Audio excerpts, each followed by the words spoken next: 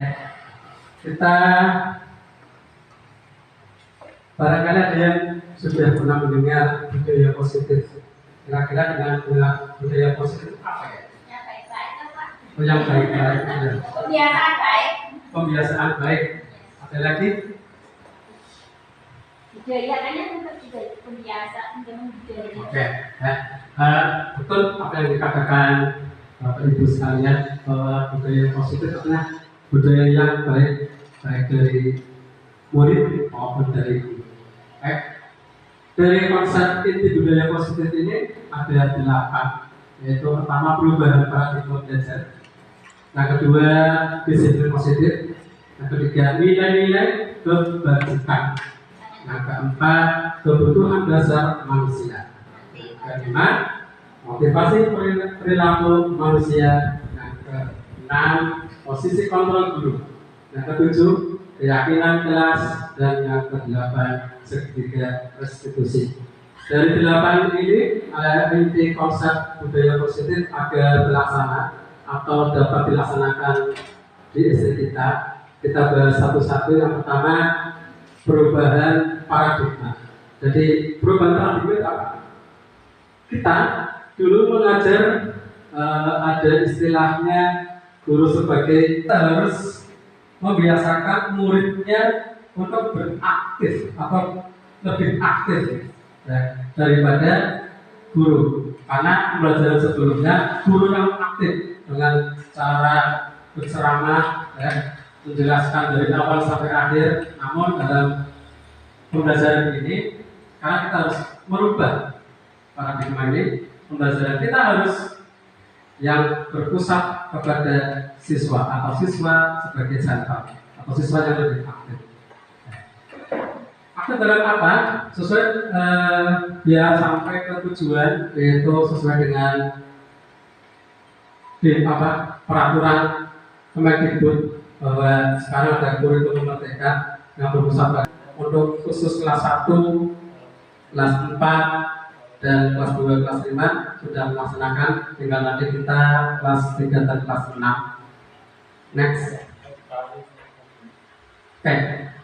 Sekarang ke disiplin positif. Apa itu disiplin positif?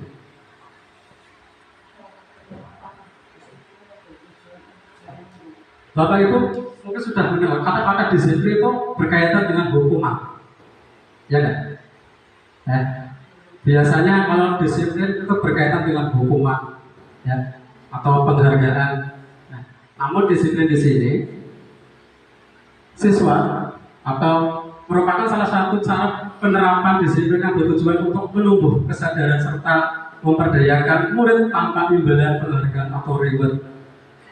Dulu saya juga sudah pernah melaksanakan pemberian reward kepada murid, ternyata itu tidak baik. Karena apa? Itu merupakan perubahan dari eksternal atau dari luar. Kalau begitu nanti anak tidak diberi imbalan, maka dia akan tidak aktif. Nah, tapi di sini disiplin positif itu apa? Biar anak nanti dengan tumbuh dengan sendirinya, kesadaran sendiri. Itu lebih mengena ketimbang kita memberi reward.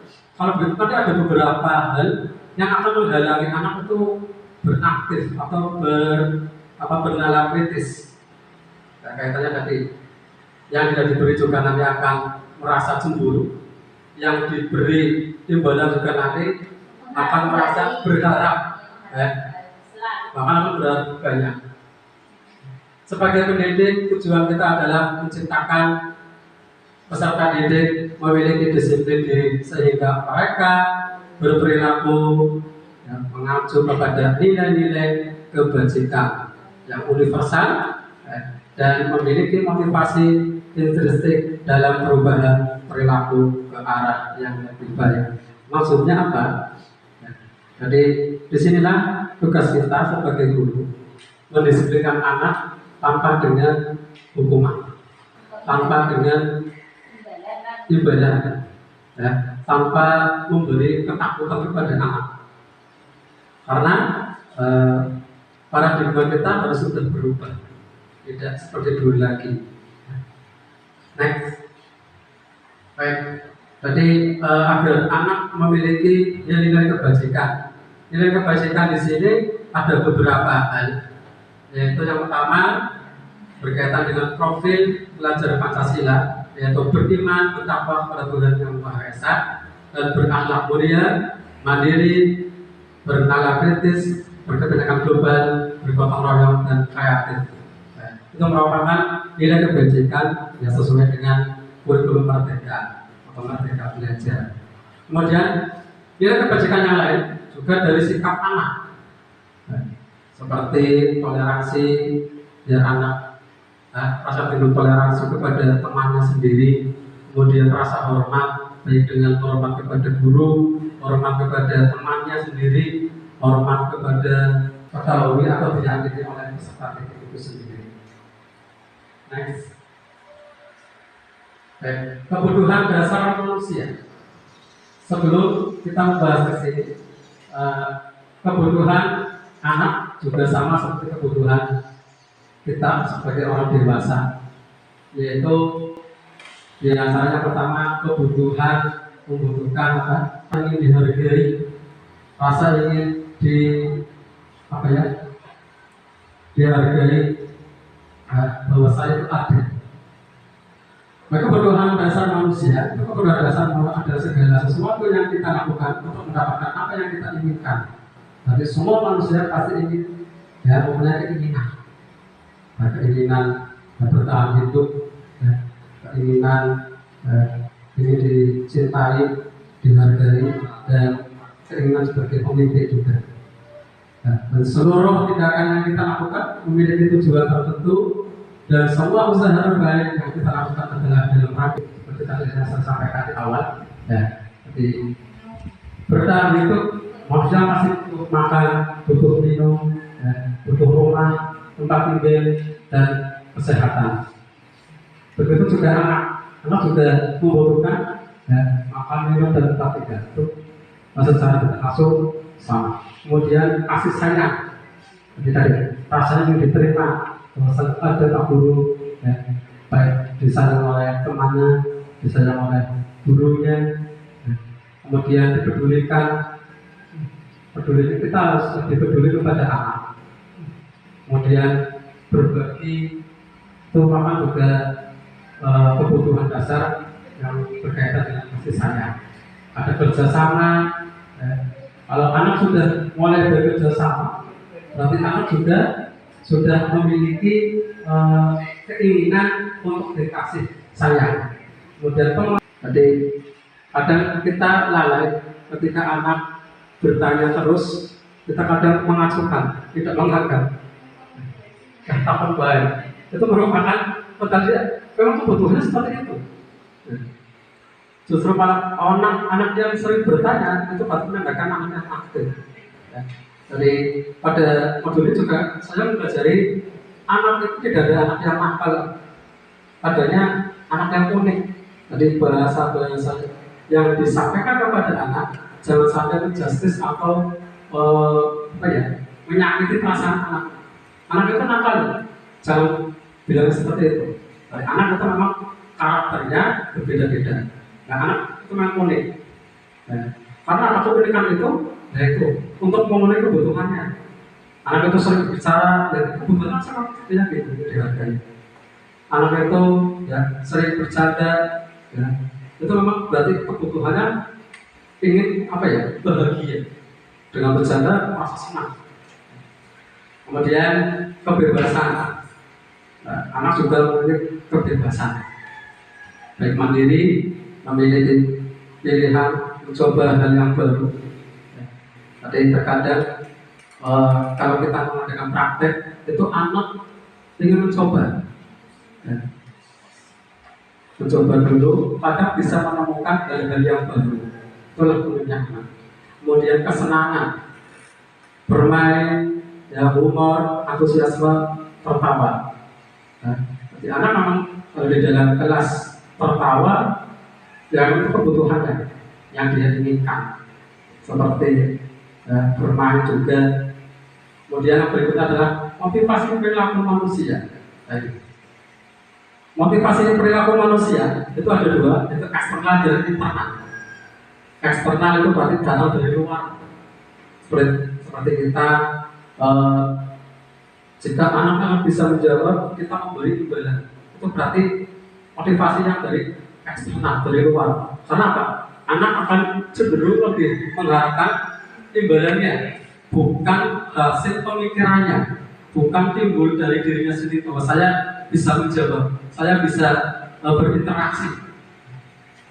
Kemudian untuk mendapatkan imbalan penghargaan dari orang kita. Dan anak juga apa?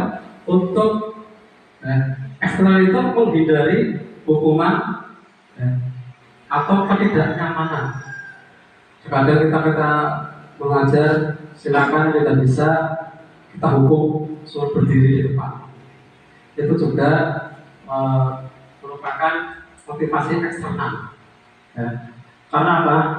Mereka kepingin biar tidak di depan, berarti harus mengerjakan. Bukan dari dirinya sendiri, oh ya saya sebagai siswa, saya sebagai pelajar, nafas itu kan saya adalah belajar. Itu maksud motivasi dari luar. Jadi kita harus menghindari motivasi eksternal itu. Supaya apa? Motivasi internal itu akan tumbuh pada diri anak. Jadi kita dipercaya bahwa saya kepingin tadi ingin dihargai, maka dia akan tumbuh sendiri. Ini caranya bisa dihargai teman, bisa dihargai oleh guru. Saya kepingin mendapatkan nilai 100, itu juga akan muncul dengan tumbuhnya sendiri. Oh ya, itu kan nilai 100 kepingin, maka saya harus mengerjakan. Pokoknya mau standar yang HP kan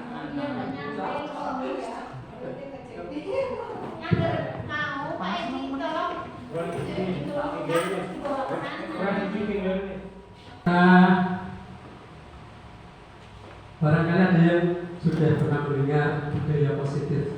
Kira-kira dengan mendengar budaya positif itu apa ya? Yang baik-baik, Pak. Oh, yang baik-baik. Kebiasaan baik. Pembiasaan baik. Ada lagi?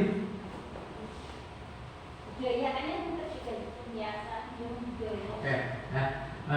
Betul apa yang dikatakan Bapak Ibu sekalian, bahwa budaya positif adalah budaya yang baik, baik dari murid maupun dari guru. Baik. Dari konsep inti budaya positif ini ada 8, yaitu pertama perubahan paradigma belajar, yang kedua disiplin positif, yang ketiga nilai-nilai kebajikan, yang keempat kebutuhan dasar manusia, yang kelima motivasi perilaku manusia, yang keenam posisi kontrol guru, yang ketujuh keyakinan kelas, dan yang kedelapan segitiga restitusi. Dari 8 ini inti konsep budaya positif agar terlaksana atau dapat dilaksanakan di SD kita. Kita bahas satu-satu. Yang pertama perubahan paradigma. Jadi perubahan paradigma itu apa? Kita dulu mengajar ada istilahnya guru sebagai apa ya? Bersentral pada guru, atau berpusat pada guru, berpusat kepada guru. Namun sekarang kita harus berpusat kepada siswa. Dari pembelajaran berpusat pada siswa, Bapak Ibu sudah memahami. Jadi kita sebagai guru kita harus membiasakan muridnya untuk beraktif atau lebih aktif daripada guru. Karena pembelajaran sebelumnya guru yang aktif dengan cara berceramah, menjelaskan dari awal sampai akhir. Namun dalam pembelajaran ini, karena kita harus merubah paradigma ini, pembelajaran kita harus yang berpusat kepada siswa atau siswa sebagai center atau siswa yang lebih aktif. Aktif dalam apa? Sesuai biar sampai ke tujuan, yaitu sesuai dengan peraturan Kemendikbud bahwa sekarang ada kurikulum merdeka yang berpusat pada profil pelajar Pancasila. Profil pelajar Pancasila itu ada Yang pertama beriman dan bertakwa kepada Tuhan Yang Maha Esa dan berakhlak mulia. Kemudian mandiri, bernalar kritis, berkepentingan global, bergotong royong dan kreatif. Bapak Ibu sudah melaksanakan untuk khusus kelas 1, kelas 4, dan kelas 2, kelas 5 sudah melaksanakan. Tinggal nanti kita kelas 3 dan kelas 6. Next. Oke. Sekarang ke disiplin positif. Apa itu disiplin positif?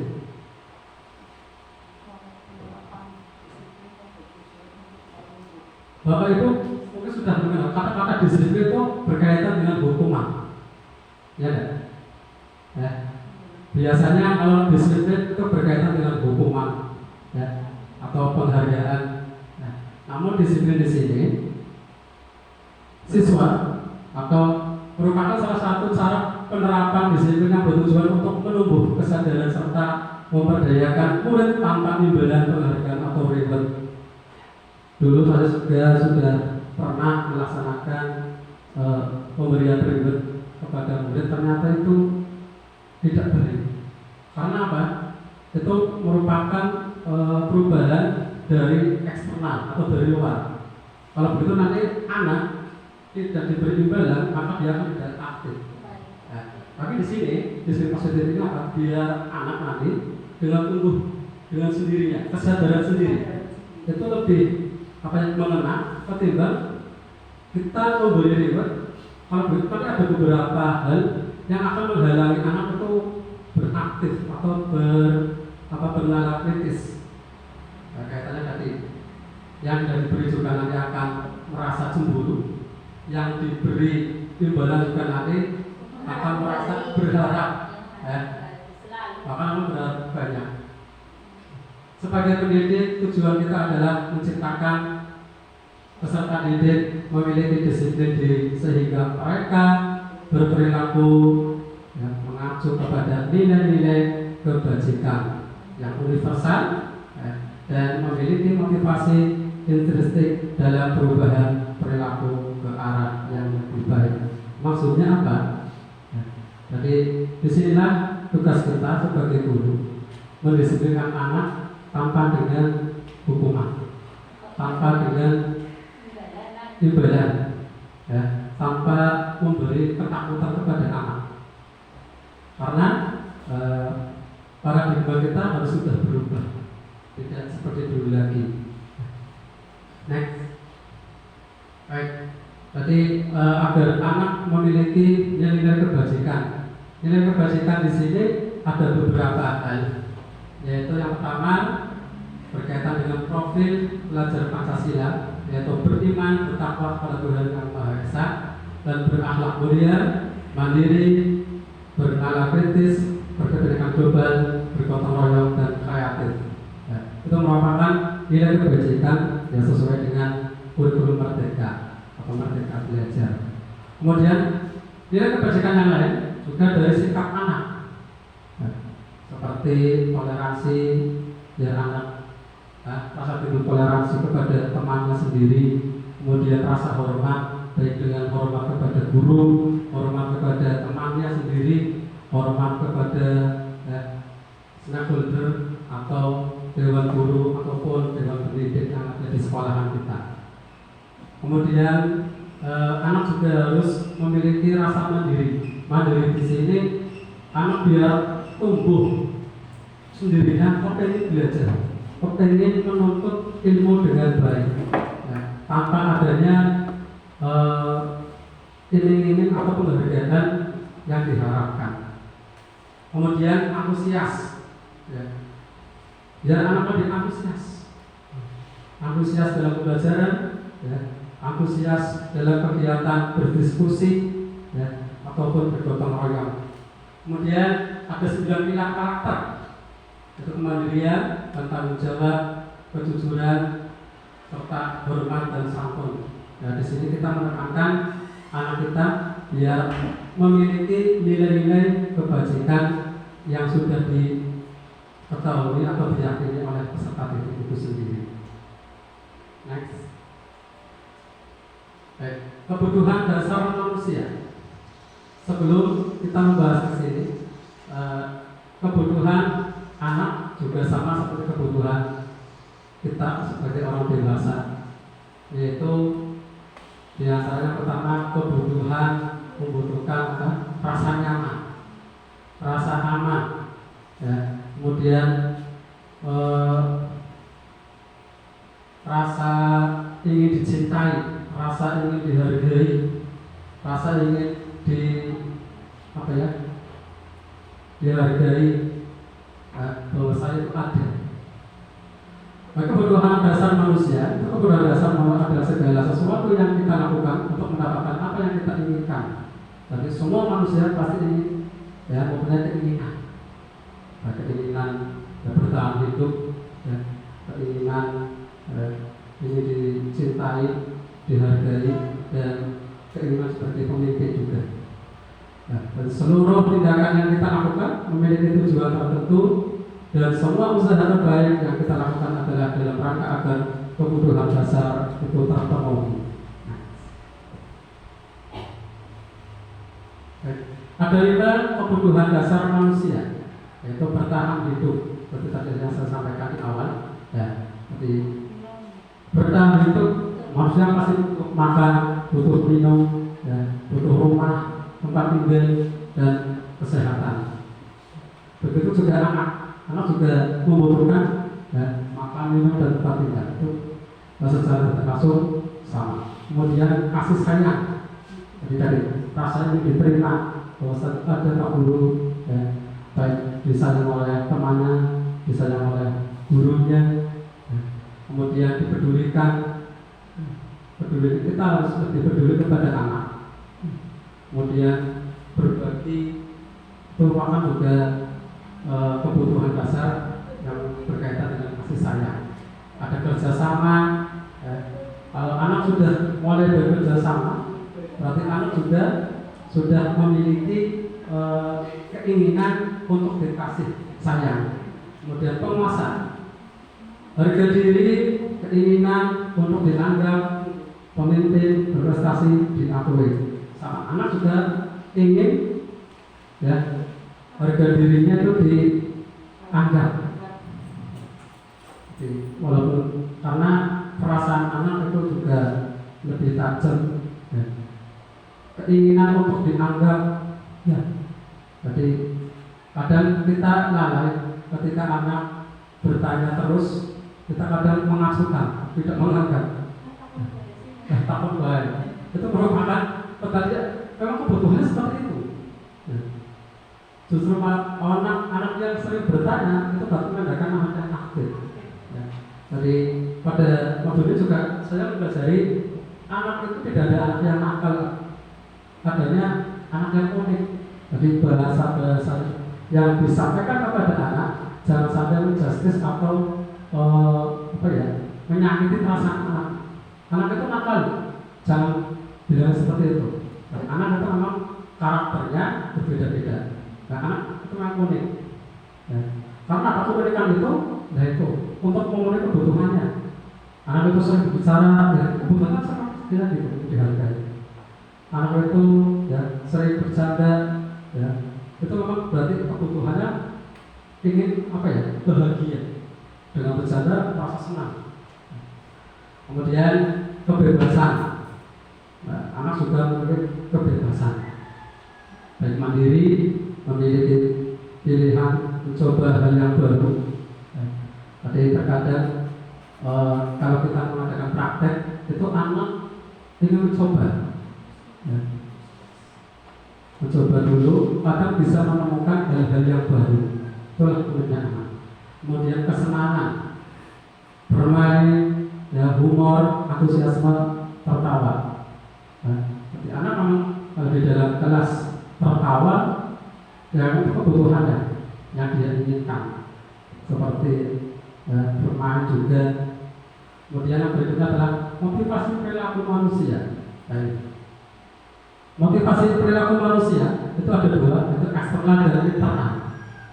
Eksternal itu berarti dalam dari luar, seperti kita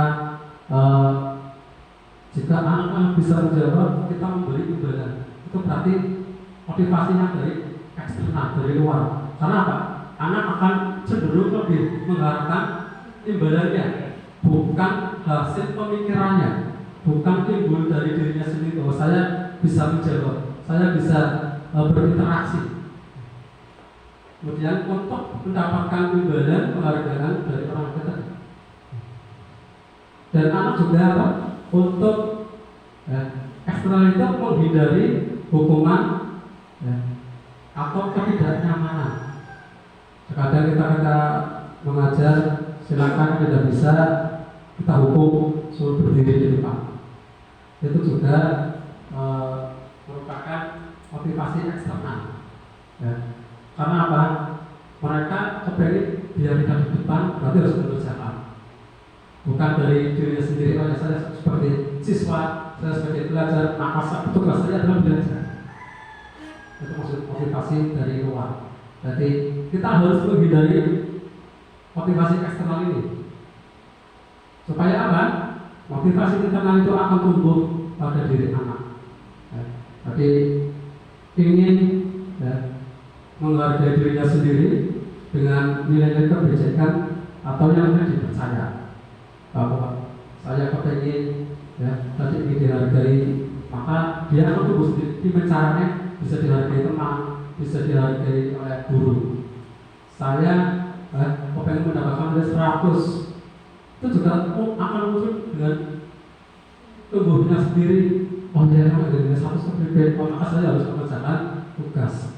Bukan karena takut dihukum, takut diberi imbalan atau itu adalah motivasi internal. Jadi kita sebagai guru harus menghindari motivasi eksternal yang biasa kita lakukan. Sekarang kita harus berubah memotivasi internal, yaitu biar anak dengan tubuh sendiri dengan ingin menghargai dirinya sendiri sesuai dengan nilai-nilai keyakinan yang sudah dipercaya. Dari motivasi ini ada hukuman, ada konsekuensi, ada restitusi. Kita dari hukuman, konsekuensi, dan restitusi ada perbedaan. Yang pertama, kalau hukuman itu biasanya tidak datang tiba-tiba, tapi sudah ada direncanakan atau sebuah peraturan berarti. Misalkan anak tidak mengerjakan tugas, bu gurunya atau pak gurunya sudah menariknya tidak bisa tidak mengerjakan tugas, berarti besok mengambil sampah. Itu berarti hukuman sudah terencana, bukan tiba-tiba. Ataupun misalkan anak terlambat masuk kelas, masa harus di luar, itu sudah kebiasaan atau sudah jadi rencana awal. Atau murid tidak tahu apa-apa, tidak tahu apa yang akan terjadi. Misalnya gini, anak belajar sudah melakukan kesalahan, dia akan karena akan dihukum, dia tidak tahu hukuman apa. Tadi misalkan anak berbuat salah, dipanggil ke kantor, itu berarti anak sudah siap. Saya akan diberi hukuman apa atas kesalahan saya. Itu di pikiran dan perasaan anak itu akan menjadi sebuah beban bagi anak tersebut. Kemudian bersifat satu arah, karena anak harus melaksanakan hukuman karena hanya satu arah. Jika tidak, maka anak akan dirugikan. Berupa hukuman atau fisik, tadi misalkan suruh berdiri di depan atau mencari dan mengambil sampah. Juga pikiran, perasaan anak juga itu bisa terhukum. Kalau konsekuensi beda. Misalkan ini tidak terencana, disepakati sesuai peraturan.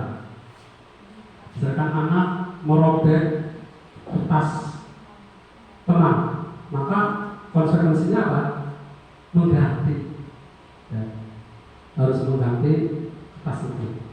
Misalkan anak mematahkan pensil, maka konsekuensinya harus mengganti pensil itu. Itu bedanya hukuman. Kemudian murid dibuat tidak nyaman sama. Ini antara hukuman dan konsekuensi ini juga kurang bagus untuk anak, untuk perkembangan anak. Kemudian restitusi. Kalau restitusi ini yang harus kita tekankan kepada anak. Proses menciptakan kondisi bagi murid untuk memperbaiki kesalahan. Ya. Dalam restitusi ini nanti kita akan bahas bersama-sama. Jadi restitusi itu berdialog dengan anak. Ya. Misalkan anak bersalah, kita diajak dialog.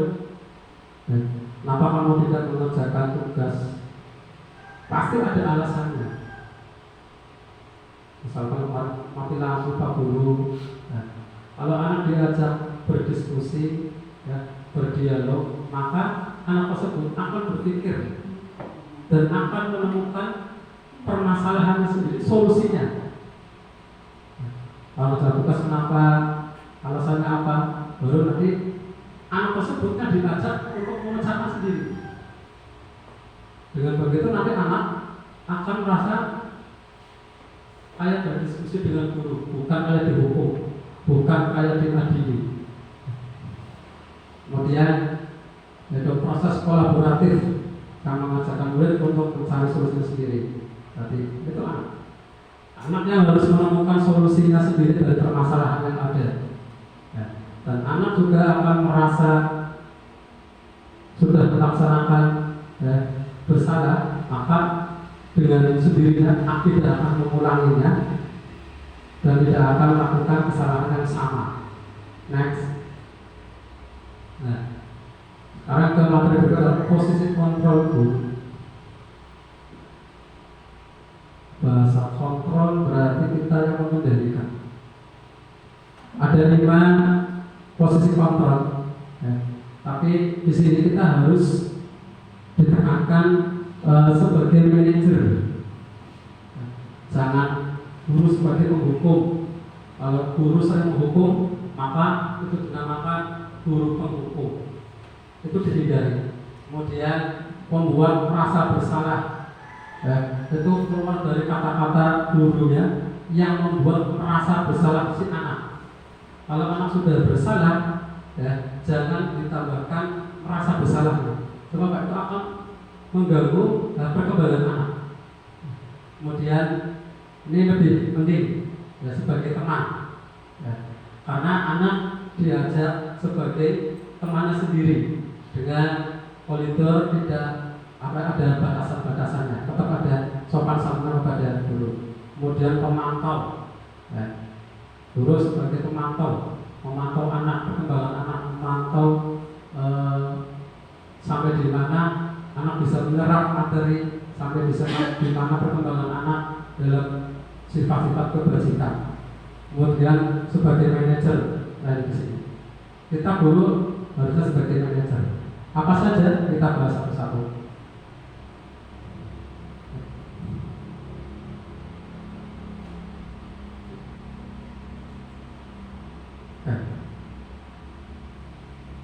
Misalkan ini ada sebuah kasus, contoh penerapan posisi kontrol guru. Kasus pertama, siswa tidak mengerjakan tugas. Di sini, ada 5 posisi kontrol guru, dan saya akan bahas satu-satu. Kita sebagai teman. Nah, kalau kita sebagai teman, maka kita berinteraksi, ya, atau berbicara kepada anak seperti kita kadari dengan teman kita sendiri. Contoh, ayo dong ikut aturan sekolah, tolong bantu Pak Guru, ya. Sekali ini saja. Banyak kan? Lain kali jangan sampai berbuat seperti itu lagi. Itu anak kalau lebih nyaman, ya. Oh ya, nah, maka dengan sendirinya anak kalau sudah nyaman, oh ya, insya Allah tidak akan mengulanginya lagi. Kemudian pemantau. Kalau pemantau, kata-katanya ya, kamu sudah melanggar peraturan sekolah, kamu tahu konsekuensinya, ya, tahu Pak Guru. Nah, setelah ini silakan kamu kerjakan tugasnya dan nanti langsung dikumpulkan. Jadi misalkan anak tersebut tidak mengerjakan tugas, nah, kalau kita posisi sebagai pemantau, maka anak itu kita berajak berdialog, ya, kamu sudah melanggar, apa harus kamu lakukan? Ayo Anda kerjakan, setelah istirahat, tugas harus sudah selesai, dikumpulkan. Itu sudah. Next. Kemudian sebagai manajer, nah, apa kamu tahu kesalahan kamu? Kira-kira bagaimana kamu memperbaiki kesalahanmu? Dalam manajer ini, guru harus memahami yaitu langkah restitusi. Restitusi ini adalah permasalahan anak, penanganan permasalahan anak dengan 3 langkah. Di antaranya, coba kita anggap dulu ya. Kita dari pemahaman tadi ada posisi teman, ada posisi kamu sebagai manajer. Ya, kita coba dulu. Kira-kira posisi kontrol apa aku ini? Dari ayolah lakukan demi Pak Guru ya. Kira-kira apa? Ya? Sebagai teman. Ya, alasannya apa tuh? Oh iya, ayolah ya ngajak ngobrol seperti teman sendiri. Apakah ya betul? Coba. Ya, kita sebagai teman. Jadi anak dengan sendirinya itu tidak akan terbebani dari permasalahan itu sendiri. Next. Posisi apakah aku sekarang? Saya kecewa sekali dengan kamu. Kira-kira apa?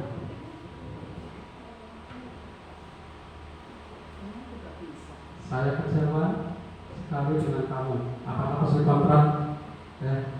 Tadi ada posisi kamu sebagai penghukum, ada sebagai teman, ada posisi kontrol sebagai manajer, penghukum.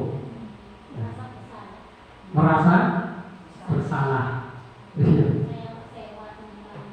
membuat kesalahan, membuat merasa bersalah. Coba bro. Karena apa? Saya otomatis anak kok merasa kan beliau kok sudah salah. Jadi inilah beberapa cara menangani permasalahan pada anak. Tadi Pak kita harap ada lagi. Posisi kepala apakah aku? Kamu tidak pernah benar melakukannya.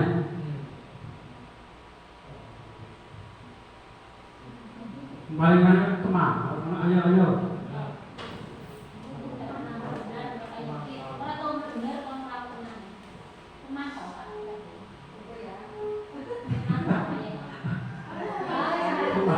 Bersalah.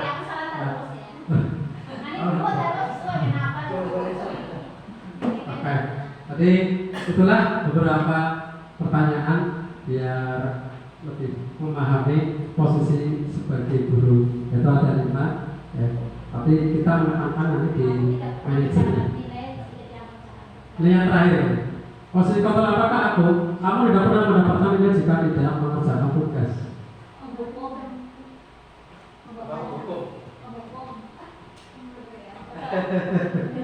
Sebagai apa? Manajer. Kita sudah. Karena apa? Kita ngobrol. Kamu tidak pernah mendapatkan nilai jika tidak mengerjakan tugas. Jadi dengan begitu anak-anak, oh iya, saya tugas tidak akan berapa nilai. Maka anak itu sebentar apa? Usaha berapa nilai saya akan mengerjakan. Oke, next. Ya. Nah, materi berikutnya yaitu keyakinan kelas. Ini Bapak Guru. Yang keyakinan kelas itu berbeda dengan peraturan kelas. Kalau peraturan kelas itu sudah disediakan oleh sekolahan, dan anak juga biasanya apa? Enggak membaca, walaupun sudah terpampang tata tertib, ya, peraturan sekolah, maka anak tidak akan melaksanakan tata tertib itu. Tapi sebaiknya apa? Kita melakukan keyakinan kelas. Jadi nanti kita mengajak murid kita, mengajak untuk ya, berdiskusi keyakinan kelas yang ada, kesepakatan, ya. Dan diharapkan itu tumbuh dari anak itu sendiri. Kita hanya memfasilitasi toh. Jadi kita anak-anak kita membuat keyakinan kelas, kira-kira biar kelas ini kita tertib, berjalan dengan aman dan aman. Apa yang harus kamu lakukan? Misalkan jangan bercanda Pak Guru, ya. Apa? Tapi dalam pembuatan ini kita harus bersifat abstrak. Ya. Kemudian berupaya pertanyaan universal dibuat dalam pernyataan yang positif. Pernyataan positif itu berarti jangan ada kata-kata jangan, tidak. Ya. Jangan tidak membuang sampah pada tempatnya. Ya.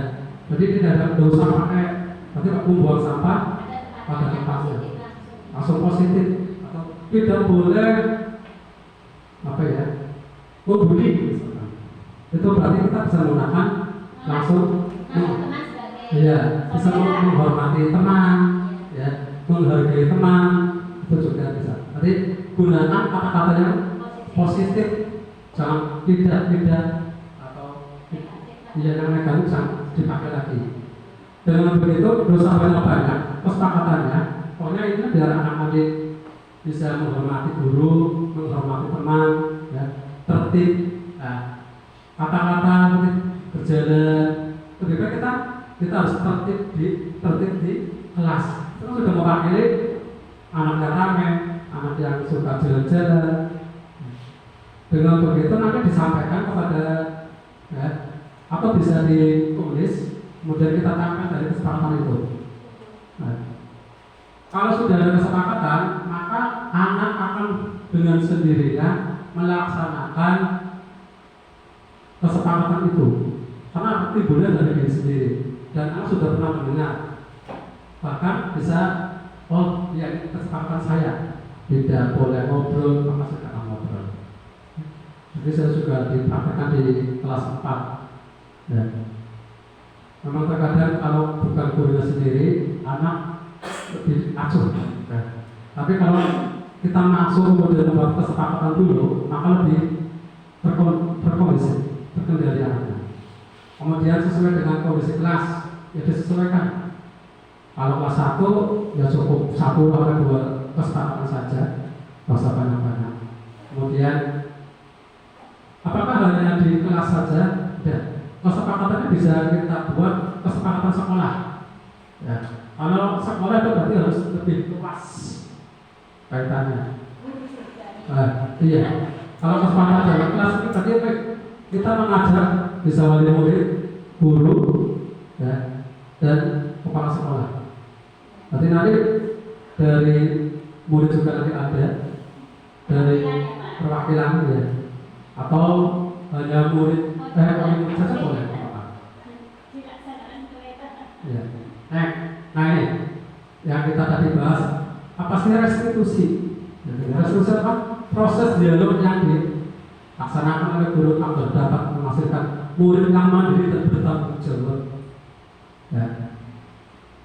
Ketiga, restitusi. Berarti kita menangani permasalahan nanti dengan 3 langkah. Yang pertama, menstabilkan identitas. Menstabilkan identitas itu berarti kita mengajak berdialog dengan anak tanpa menyakiti perasaannya, tanpa menjustis kamu itu bersalah walaupun bersalah, ya. Tapi jangan sampai menjustis atau langsung dasarnya itu sekarang tuh kita iya. Padahal dia melakukan seperti itu pasti ada alasannya. Nah, yang pertama menstabilkan identitas, yang kedua validasi tindakan yang salah, yang ketiga menanyakan keyakinan. Jadi ada kaitannya dengan tadi keyakinan kelas. Dengan membuat keyakinan kelas, maka dari kesalahan anak kita diajak anak itu berbuat atau melanggar keyakinan apa. Nanti anak berpikir, oh iya, kalau ini misalkan belum, berarti saya tidak bisa tertib. Nah, maka anak akan menemukan permasalahannya, solusi dari permasalahan itu. Kita bahas satu-satu, menstabilkan identitas, yaitu berdasarkan prinsip membuat kesalahan adalah bagian dari pembelajaran, karena berawal dari kesalahan itu akan menjadi sebuah perbaikan jati dirinya anak itu sendiri. Jadi dengan anak berbuat salah, jangan-jangan anak itu tidak tahu dia berbuat salah sebetulnya, karena sebenarnya dengan konsep tadi sebuah kebutuhan manusia atau kebutuhan anak. Yang pertama apa? Berbuat salah itu wajar, ya. menstabilkan identitas itu ketika ada anak bersalah, kenapa kamu saya nggak mengerjakan tugas Pak Guru? Ya, nggak apa-apa, kamu mengerjakan tugas itu wajar, tapi apa alasan kamu? Jangan ini Pak Guru pulpennya nakal, itu juga pernah juga orang mengerjakan tugas karena pulpennya nakal. Mungkin dia tidak berani pinjam di teman, atau misalkan tidak ada yang meminjam, itu kan sebuah permasalahan juga. Dengan begitu kan, kita mau buat solusinya. Kira-kira pulpennya nakal pribadi. Kira-kira kalau tidak ada prinsip poinnya, kamu harus bagaimana? Ya Pak Guru, saya harus berusaha pinjam. Itu akan menemukan solusinya sendiri. Kemudian memberi keyakinan bahwa berbuat salah itu wajar. Kayak kita sebagai orang dewasa juga tak luput dari berbuat salah. Begitu anak dewasa ya, salah itu wajar, tapi dengan juga akan memperbaiki dari kesalahan itu. Kemudian tidak mau mencari siapa yang salah, tapi kita mencari solusi dari permasalahan itu. Ini adalah cara untuk menstabilkan anak. Jadi setiap ada permasalahan anak, kita harus menstabilkan identitas dulu. Jangan langsung di-justice dia salah. Kalau di-justice salah, tapi identitas sudah hancur. Kemudian validasi tindakan salah. Berdasarkan riset, setiap perilaku berupaya memenuhi suatu kebutuhan tertentu. Kamu punya alasannya apa? Padahal kamu bisa. Seperti kalian berkelahi, misalkan diajak, dia membalas, tapi balasnya hanya sebagian, bisa mengontrol dirinya sendiri. Misalkan diajak, kemudian langsung membalas, entah itu memukul 1 kali, padahal dia bisa memukul sampai beberapa kali. Itu kenapa memukul 1 kali? Kasihan. Itu berarti sebagian apa? Mengontrol sendiri. Akan melakukan hal yang lebih buruk lagi, tapi dia menahan. Kamu patut bangga karena telah melindungi sesuatu yang penting buatmu. Ini misalkan pada itu tadi harga diri anak, misalkan diajak, misalkan nggak terima, dia berarti alasannya apa tadi? Melindungi harga dirinya, makanya dia membalas temannya itu sendiri. Kemudian yang terakhir yaitu menanyakan keyakinan. Baik. Jadi sebelum kita membuat keyakinan dulu. Dari misalnya berkelahi, kamu sudah menjaga keyakinan apa? Kamu Pak Guru, kita menghargai teman. Nah, kira-kira bagaimana? Saya harus menghargai lagi Pak Guru dan akan berusaha tertib. Dengan keluarnya ucapan itu sendiri, maka anak kita akan terasa lebih nyaman dari masalah itu dan tidak akan mengulangi lagi. Bagaimana justice, kamu tuh anak nakal, maka dia akan selamanya jadi anak nakal. Kalau sudah dicap, akan nakal. Tapi kalau kita diajak kesalahannya apa dan mencari solusinya, otomatis dia akan lebih mandiri dan akan menjadi lebih anak yang bertanggung jawab. Next. Nah, contoh penerapan segregasi institusi. Ini ada beberapa video yang bisa sebagai contoh penanganan sebuah permasalahan yang ada. Seorang guru berada dalam posisi manajer menggunakan penerapan segregasi restitusi.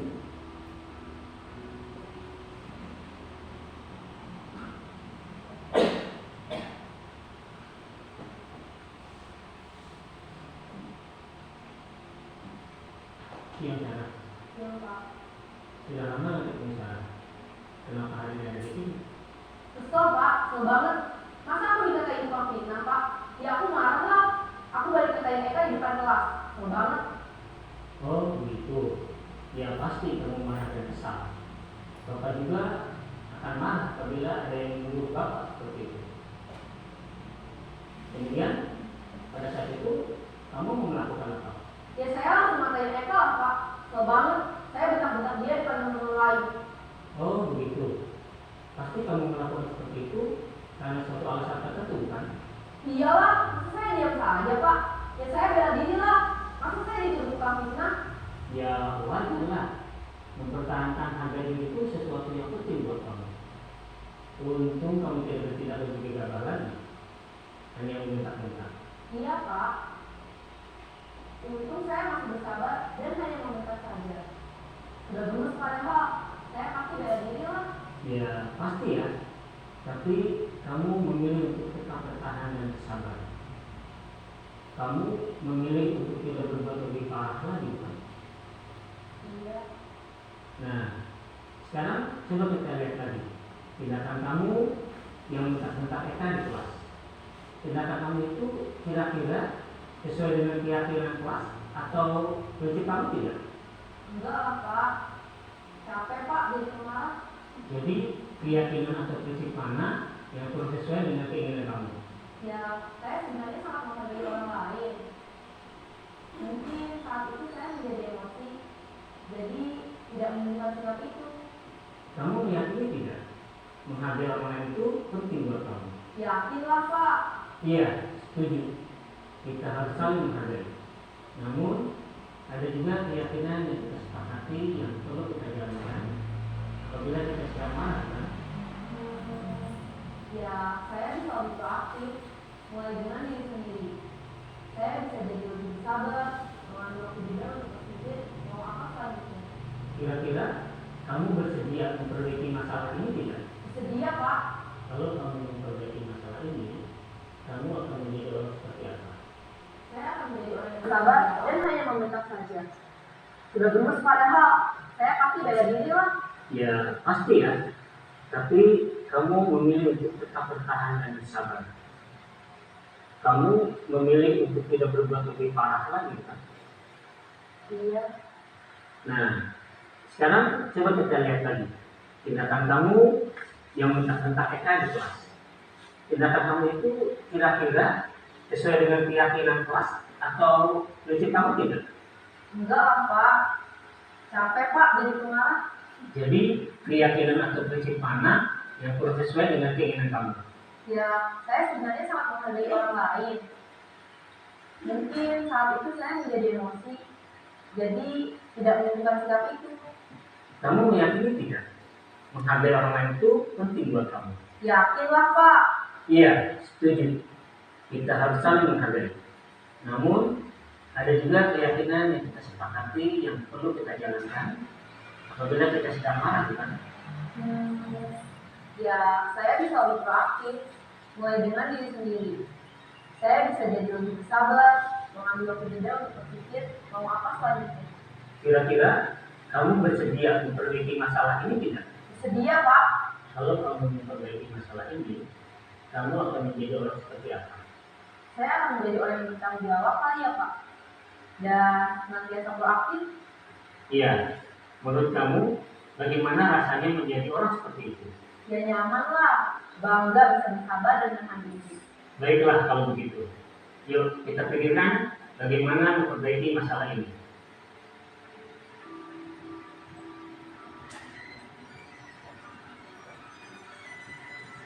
Ibu dan Bapak guru hebat, baru saja kita menyaksikan contoh bagaimana seorang guru berada dalam posisi manajer menggunakan penerapan segitiga restitusi. Mari kita bahas satu persatu. Pada sisi pertama, menstabilkan identitas berdasarkan pada prinsip bahwa membuat kesalahan adalah bagian dari proses pembelajaran. Sisi pertama dari segi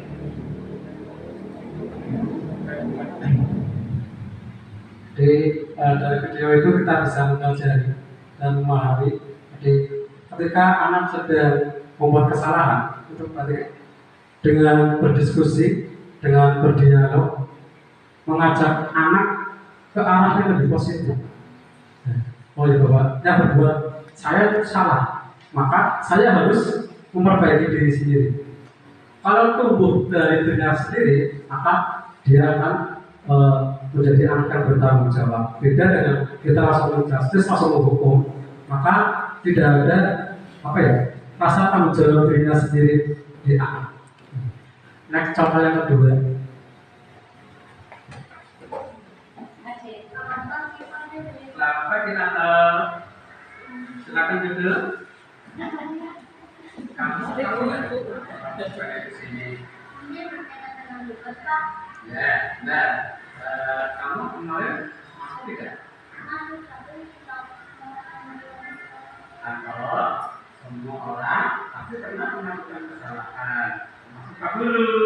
Namun, setiap tindakan kita pasti ada alasannya. Kira-kira alasannya apa yang kamu guys?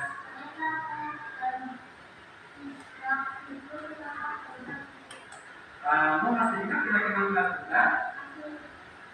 Kalau masih ingat, kira-kira yang kamu lakukan itu sudah sesuai dengan keyakinan kita belum? Keyakinan kita yang mana ya? Nah, ternyata kamu tahu. Lalu, apakah kamu punya solusi untuk masalah ini?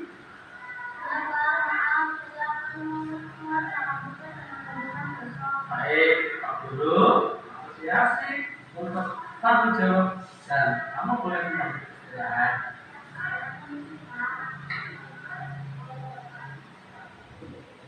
Baik, itu ada sebuah skenario dan bukan apa ya kenyataan. Maksud saya kami tampol.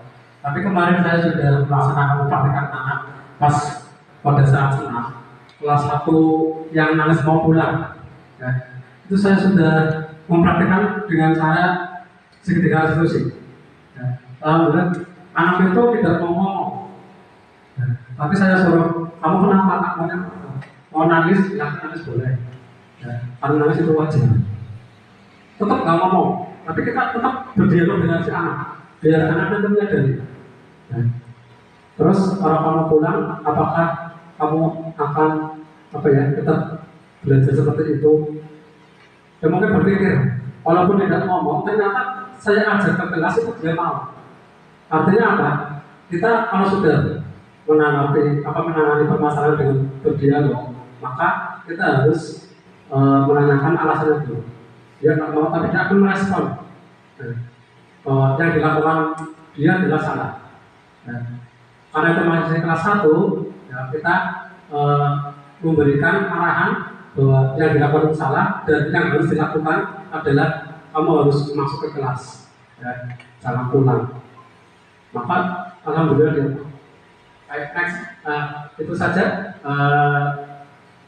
pembelajaran kita yaitu berbudaya positif. Mudah-mudahan di SD kita bisa melaksanakan dengan baik, walaupun sudah sebagian sudah melakukan, karena saya yakin panjenengan sudah memahami karakter anak masing-masing dan memahami cara penanganannya. Ini hanya sebagai pembelajaran kita bersama demi kebaikan anak kita sendiri, karena tujuan Kemendikbud merubah kurikulum merdeka belajar, artinya memang betul-betul merdeka, baik merdeka dalam menuntut ilmunya atau merdeka dalam perasaannya dan merdeka dalam cara belajar itu sendiri. Yang sebelum saya tutup ada pembelajaran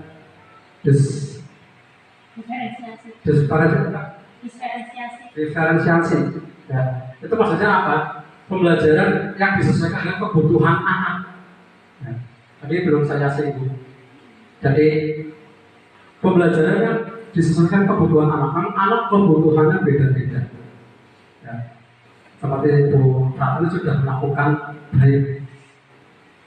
Artinya apa sih pintar ngomong begini, ya, atau pintar ngarep ngomong betul-betul pintar. Itu juga termasuk sudah diferensiasi, mengelompokkan sesuai dengan kebutuhan. Atau juga kebutuhan dalam belajar artinya apa? Berarti sesuai dengan kemampuan. Misalkan kita membahas tentang pembagian anak, maka ada yang pembagiannya masih lambat, maka kasih yang ringan dulu. Dan dari ringan, kemudian yang sedang, nanti baru yang. Makanya kita harus memahami dan betul-betul mencermati anak itu mampunya apa, ya mampunya di mana. Sebetulnya sebelum belajar kita harus menilai dulu, penilaian di awal sesuai dengan kemampuan atau asesmen.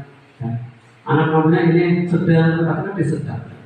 Itu saja. Terima kasih Bapak Ibu Guru sudah ikut serta dalam aksi nyata ini. Mudah-mudahan bermanfaat bagi kita semua dan bermanfaat bagi sekolahan. Saya ucapkan banyak-banyak terima kasih. Salam dari saya. Assalamualaikum warahmatullahi wabarakatuh.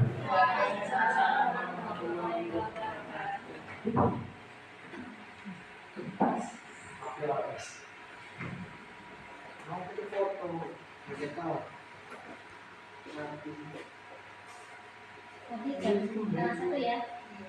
Sama-sama kurang. Gimana?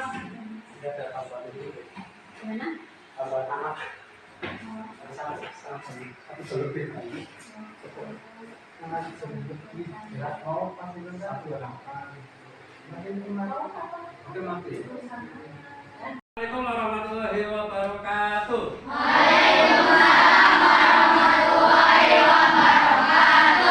Selamat pagi anak-anak.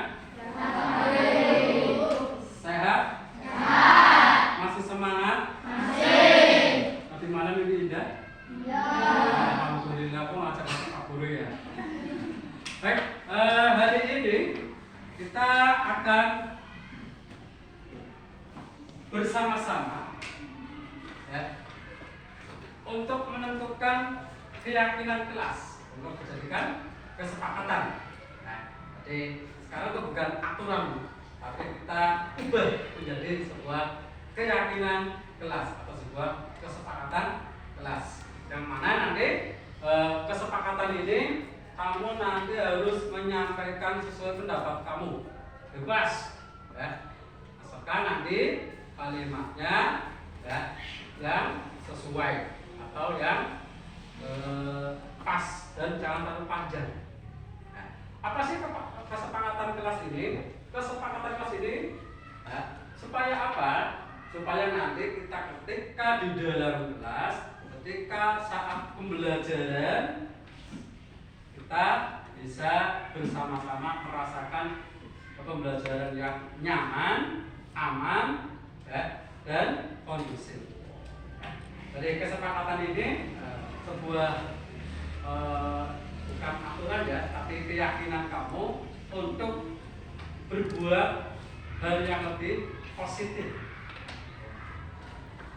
Oke, dari keyakinan kelas ini ya, nanti akan Pak Guru jadikan sebuah kesepakatan kelas.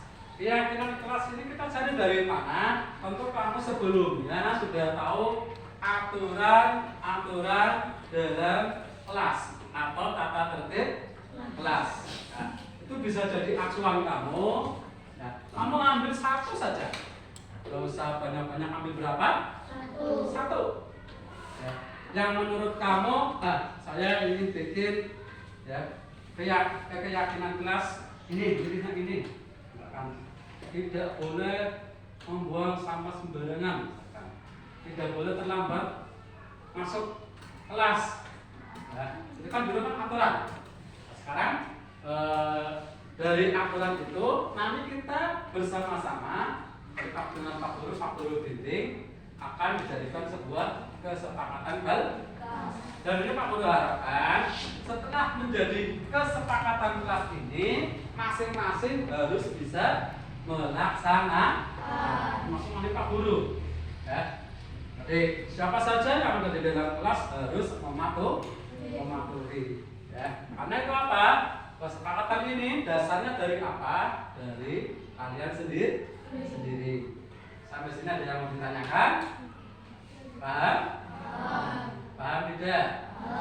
Oke, kalau paham, yuk kita bersama-sama oleh hari ini ya, kamu diajak berpikir kira-kira kesepakatan apa ya yang pas buat kelas kita, disesuaikan ya, dari kelas 1 sampai ke kelas 6 ya, disesuaikan dengan kelas kamu kepengen kelas yang seperti apa ya, biar pembelajaran kita nyaman, aman, dan tertib ya. Ada yang mau ditanyakan? Paham? Paham? silakan bebas, ya, sesuai dengan keyakinan kamu, ya, untuk arah yang lebih baik, arah yang lebih positif, atau supaya kamu menjadi anak yang lebih bertanggung jawab, supaya apa? Kamu menjadi anak yang lebih disiplin, supaya kita mendapatkan kelas, ya, dengan teman budaya positif. Ya. Oke, ada yang mau ditanyakan? Kalau tidak ada, kita mulai dulu. Ya, silakan Pak Guru kasih waktu.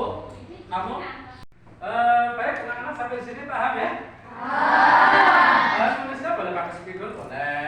Kalau ada yang spidol pakai spidol. Kalau ada yang waktunya, nggak usah sedih, nggak usah nangis, pakainya poin-poin. Siap ya? Silakan satu saja. Kamu tuliskan satu keyakinan kelas kamu yang kamu, ya, yakini. Satu saja, nggak usah banyak. Kemudian setelah ditulis, kamu tempelkan nanti di sini. Paham? Yuk, silakan kerjakan dari sekarang.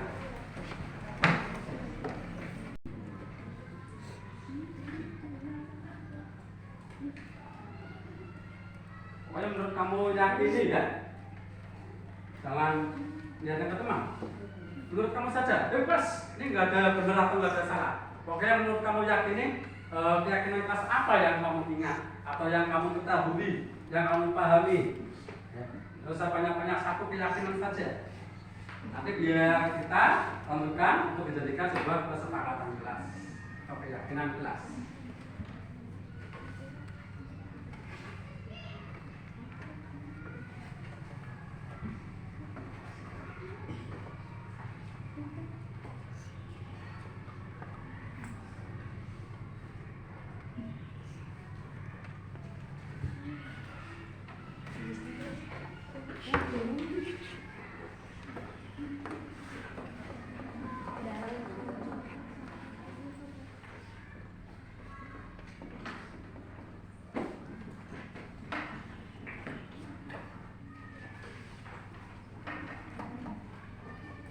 Sudah?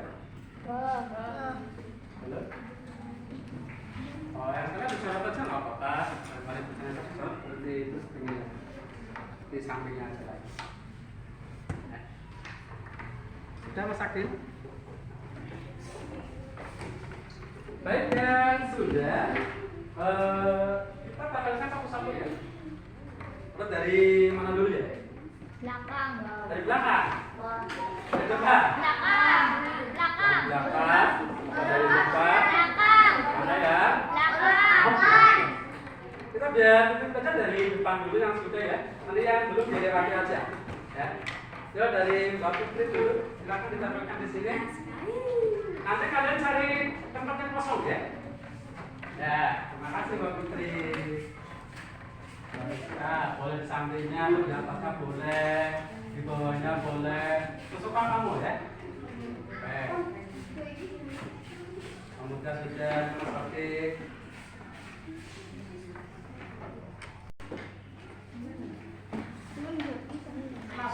nggak usah terburu-buru ya. Nah.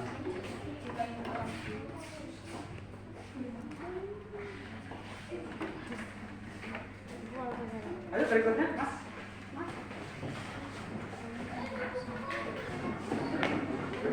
Ini masih ada yang longgar, boleh di situ, boleh di bawahnya. Ya, boleh bebas. Ini Pak Guru bantu dari rakitan ya.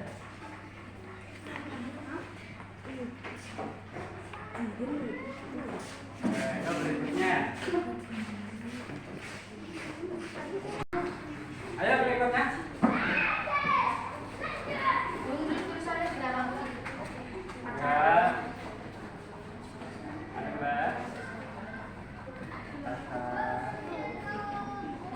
Jangan lari ya. Tenang aja, tenang. Gak usah buru-buru. Terima kasih.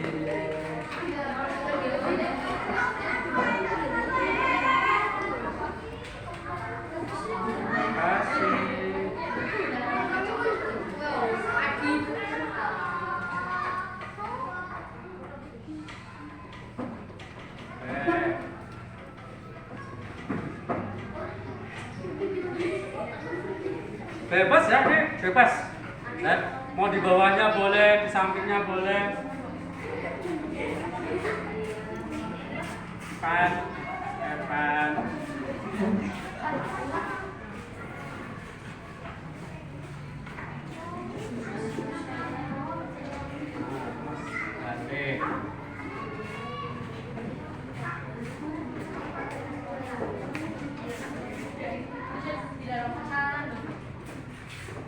Dilarang apa, Mas?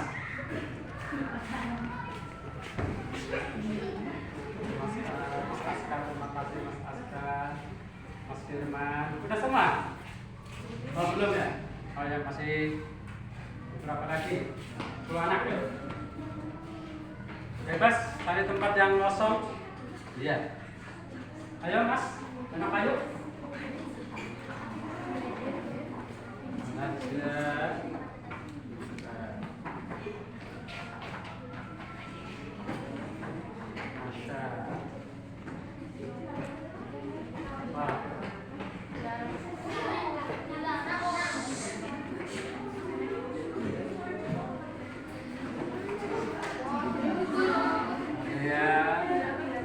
Bawahnya boleh, di atas boleh. Ya Mas Rizky, Mas Am belum? Ya Mas Am.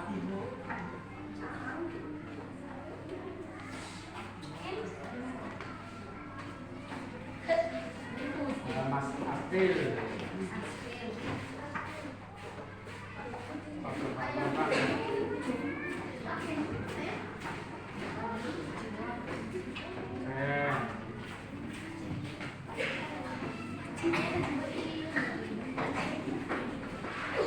Sudah semua? Baik. Tepuk tangan buat kita sama. Baik, ini Pak Guru baru ya, memilah-milahnya ya, mengelompokkan. Kalau ada yang sama, nanti kira-kira keyakinan apa atau kepastian apa yang pas untuk kelas kita. Baik, di sini ada tidak boleh mencoret-coret meja. Tidak boleh mencoret-coret meja. Tidak boleh membuang sampah.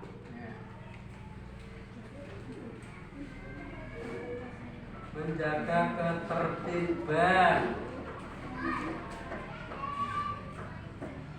Mengerjakan tugas yang diberikan guru.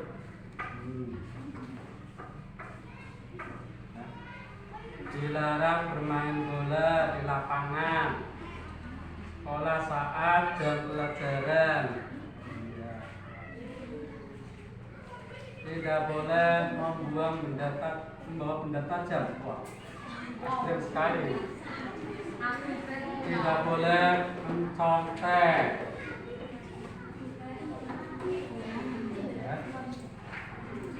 Menaati tata tertib. Ini hampir sama dengan ini ya, tata tertib berarti di sini. Apa? Selalu pikir dengan jadwal agar kelas bersih dan nyaman. Oke. Dilarang buang sampah. Seperti menggunakan kaos kaki dengan teratur. Pak Guru ngomong dulu nih ya. Menjaga ketertiban.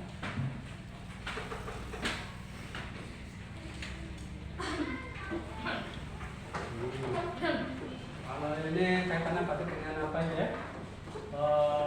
Disiplin, tanggung jawab.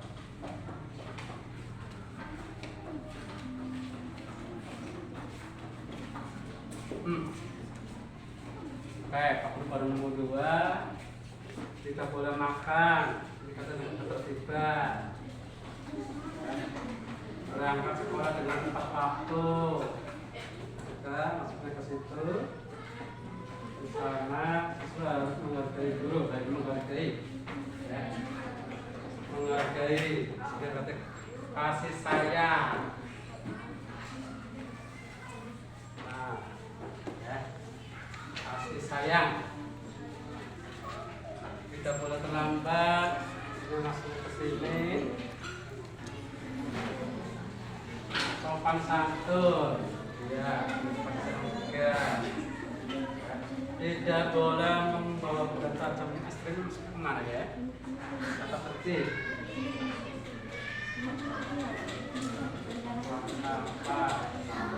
Boleh. Membuli, ini kasih sayang juga. Ini maksudnya ke menjaga ketertiban. Tidak boleh ini kasih sayang juga. Tidak boleh mengobrol tertiba. Kalau ada guru tidak boleh berisik, ya.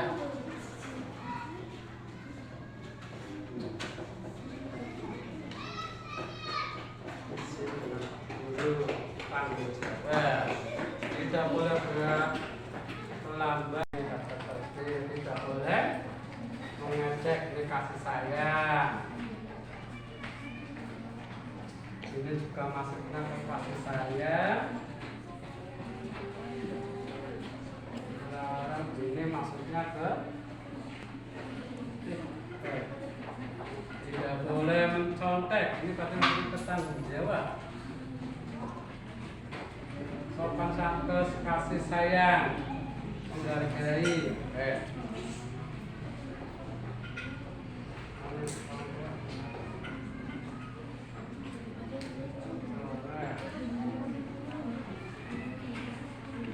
Oke, baik. Dari beberapa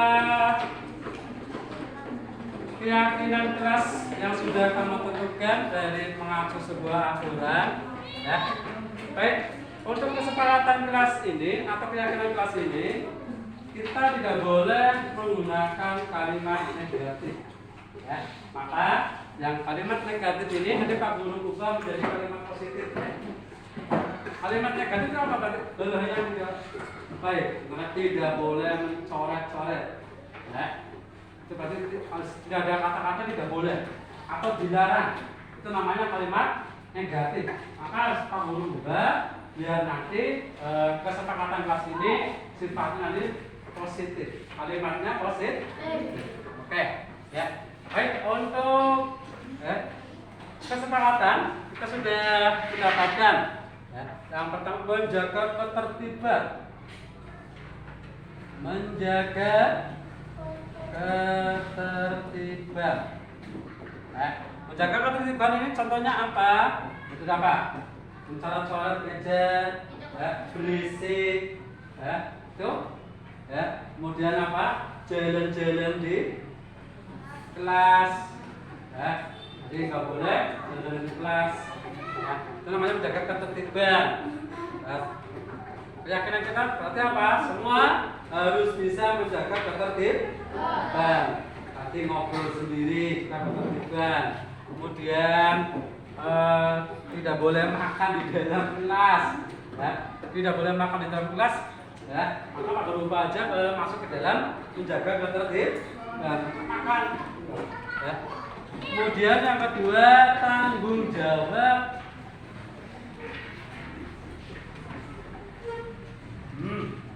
Tanggung jawab, ya. Pak Guru harus nanti kita punya rasa tanggung jawab. Tanggung jawab apa saja? Misalkan tadi harus mengerjakan tugas. Jika kamu tidak mengerjakan tugas, berarti kamu tidak punya rasa tanggung jawab. Rasa tanggung jawabmu tidak ada. Gitu ya. Kemudian ketika ini tidak boleh mencontek. Ya. Mencontek itu berarti kamu tidak punya rasa tanggung jawab. Nah, ini tidak boleh mencontek berarti ini ya. Ya, mencontek ini berarti maksudnya nanti larinya ke tanggung jawab. Ya. Untuk yang ketiga berikutnya adalah kasih sayang. Ya. Kasih sayang. Kasih sayang ini aturannya apa? Kesepakatannya apa? Misalnya kita harus menghargai teman. Ya. Di sini menghargai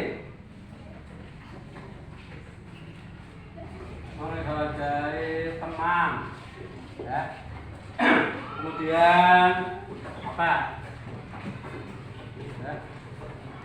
menyayangi teman.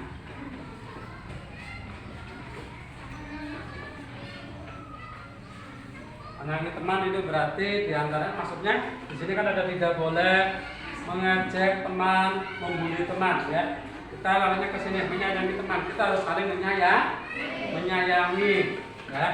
Baik teman dekat maupun ya pokoknya teman satu kali. Bahkan kita harus saling menyayangi dengan adik kelas kita juga ya.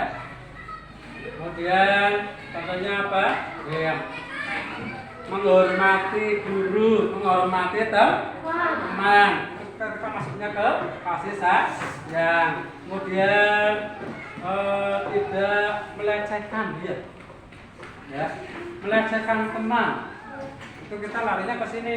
Ya. Kita harus mempunyai rasa kasih sayang kepada teman. Ya. Baik, kita sudah dapat kesepakatan kelas ini. Ya. Jadi nanti Pak Guru akan membuat di dalam kertas, kemudian kita tempelkan bersama-sama di situ biar kamu tahu ya, kesepakatan kelas kita ya. Dan kamu ingat mudah-mudahan kesepakatan kita atau keyakinan kelas kita bisa dilaksanakan dengan penuh tanggung jawab. Bisa? Siap? Siap? Siapkah kita ya, melaksanakan budaya positif? Siapkah kita melaksanakan keyakinan kelas? Baik, ya. Jadi keyakinan kelas kita sudah dibuat.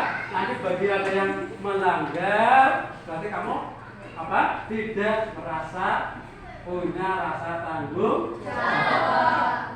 Gitu ya. Baik, terima kasih. Tepuk tangan buat kita semua. Oke, kalau begitu kesempatan kelas kita sudah dapatkan. Kita akhiri ya, Pak Guru akhiri. Selamat istirahat ya. Kita istirahat, kita harus ingat kesepakatan kita ya. Pak Guru akhiri. Assalamualaikum warahmatullahi wabarakatuh.